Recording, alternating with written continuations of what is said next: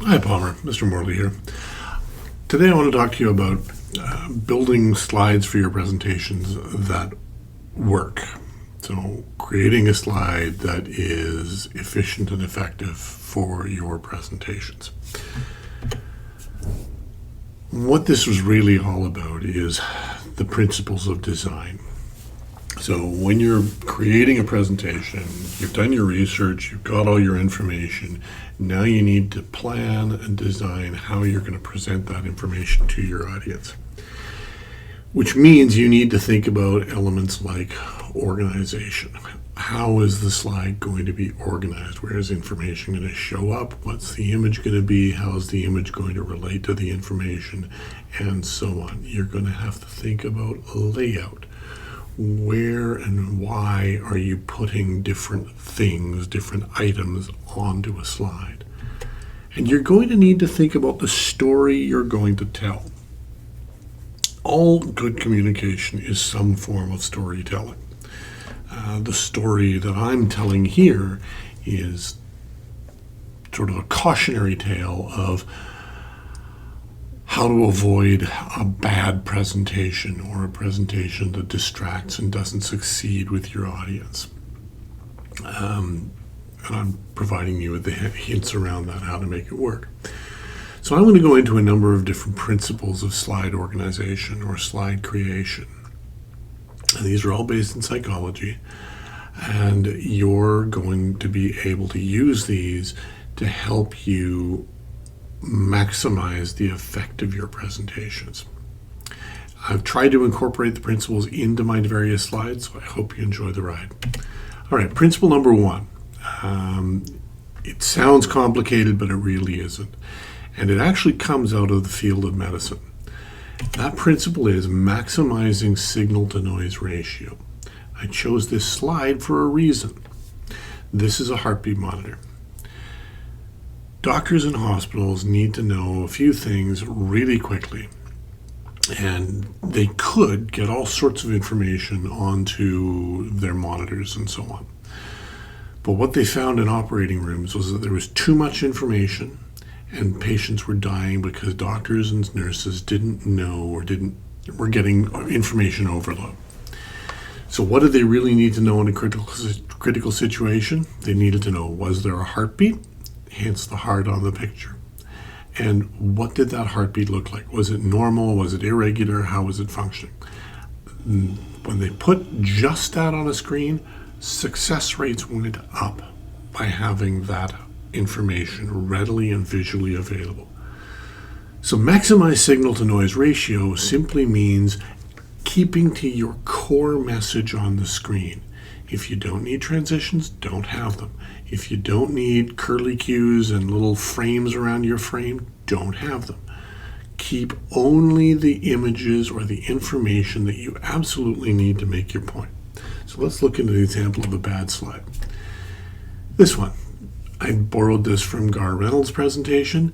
Fishing industry's garbage. There's gray, there's blue, there's lots of text, there's details, there's some crappy clip art there. There's not a lot that relates to the actual idea that garbage is pollution and it gets dumped into the ocean. I guess you could argue the blue is sort of oceanic, but it doesn't really do much for communication. Here's what Gar Reynolds suggests you would do for a change to that. One text box. Worldwide fishing industry dumps 150,000 tons of plastic into the ocean. And then show me. Show me the money. Show me the image of the types of garbage that end up in the ocean and what it does to our beaches. This is a much more powerful and emotional slide than the other one. The other one's cold and factual. This is more visceral and emotional. And it leads to the next principle. Principle 2 is use pictures. Pictures reach in and touch us in ways that facts or details don't. Pictures engage memory. We are visual animals. We remember and think about pictures way more than we remember and think about words. So if you can find a picture that is effective and relates to your thoughts or your topic, it's going to reach into the brain of your audience and touch them in ways that we can't with our text boxes and all the facts in the world. Because memory or images trigger memories and emotions, and they replace description. It's that old story. A picture is worth 1,000 words.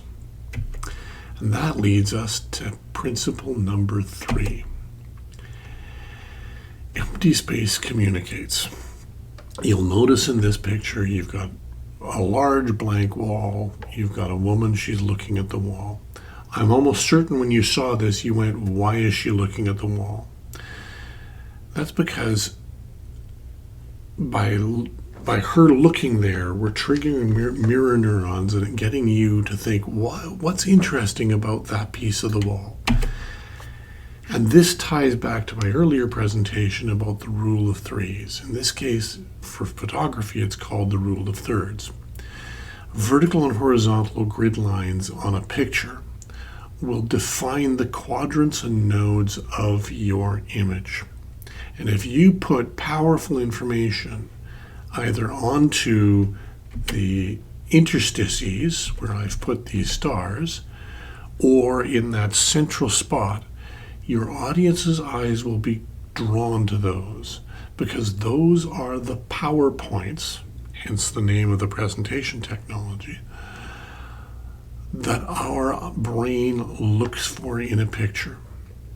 They've done heat studies where they track eye movements, and these are the 4 places eyes go to first. So it's worth thinking about that when you look at your pictures. Pay attention to it in the next picture too. And we head on to principle number 4. Principle number 4 is use contrast, the role of contrast. You should have noted almost immediately that this image is divided in thirds, top, middle, bottom, and the yellow and the red, the darker red tulip, also show up at 2 of the PowerPoints. That helps us immediately notice facts about this picture. Not all of it's uniform. We notice that the purple tulips are there. We also wonder why that yellow and that red tulip stand out. That's because contrast helps us notice difference and significance. So when you're planning your slide, plan on how you're going to use contrast in the image and the details or the information to help you make your point. But contrast alone and all the other stuff isn't always a good plan, isn't always the be-all and end-all of the plan. They're all good plans. Repetition is also important. You will have noticed in this presentation that my principles are always showing up in the upper left-hand corner and information about them are showing up on the right-hand side. I love this image of a fractal because it highlights that you can have repetition that has subtle alterations in it as well. I also like nautilus shells, they're cool. And the reason repetition is helpful is because it goes back to an earlier point that by building structure, by having repetition, which is a form of structure, we reduce the cognitive load on our audience, and reducing the cognitive load on the audience means that they can pay attention to what we're doing with our information and our presentation more than they could have otherwise. Repetition creates that sense of continuity for an audience that lets them know that this was a planned presentation, that you thought through the elements and how all of it connected for them. All right, the last principle we're going to get to is the principle of proximity. And this you'd think would be a no-brainer. I like this image because it embodies proximity. The greens are with the greens, yellows are with the yellows, and it flows round into a nice, orderly pattern. And that's the point. You want to group similar ideas and elements of your presentation together. You don't want to have your points scattered across several slides. If you can avoid it, you want to keep the slides to a minimum. You want to keep information on your slides to a minimum. You want to build them so that you are not taxing the cognitive capabilities of your audience. Because what you're ultimately trying to do is attain a single objective. Your objective in all of this is like this candle. You're looking for one clear, focused, unified message. You're not trying to be a rock star. You're not trying to dazzle them with the technology or this